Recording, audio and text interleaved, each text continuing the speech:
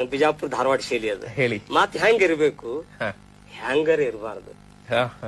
ಅವ್ರ ಹಂಗ ಇವ್ರ ಹಂಗ ಯಾರ ಹಂಗೂ ಇರಬಾರ್ದು, ಯಾರ ಹಂಗೂ ಇರಬಾರ್ದು, ಯಾರ ಹಂಗೂ ಇರಬಾರ್ದು. ಆದ್ರೆ ಕೇಳು ಹಂಗಿರ್ಬೇಕು.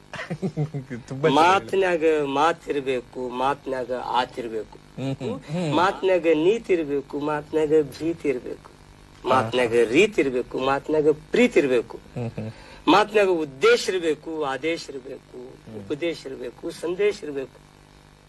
ಮಾತು ಸಾಧನೆ ಆಗ್ಬೇಕು, ಆದ್ರೆ ಅದೇ ಸಾಧನೆ ಆಗಬಾರದು. ಮಾತಿನಲ್ಲಿ ವೇಗ ಇರಬೇಕು, ಉದ್ವೇಗ ಇರಬಾರದು.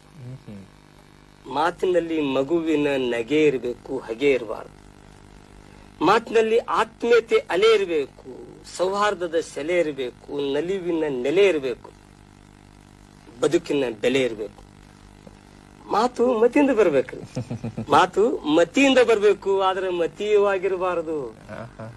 ಮಾತು ಮತಿಯಿಂದ ಬರ್ಬೇಕು, ಮತೀಯವಾಗಿರಬಾರದು. ಮಾತು ಮುತ್ತಾಗಿರ್ಬೇಕು, ಸ್ವಲ್ಪ ಮೆತ್ತಗಿರ್ಬೇಕು. ಮಾತು ಮುತ್ತಾಗಿರ್ಬೇಕು, ಸ್ವಲ್ಪ ಮೆತ್ತಗಿರ್ಬೇಕು. ಮಾತು ಮಿತವಾಗಿರ್ಬೇಕು, ಎಲ್ಲರಿಗೂ ಹಿತವಾಗಿರ್ಬೇಕು. ಮಾತಿನಾಗ ಮತ್ತೇನಿರ್ಬೇಕು, ಮತ್ತ ಏನಿರ್ಬೇಕು, ಆತ್ಮೀಯತೆ ಮತ್ತಿರ್ಬೇಕು.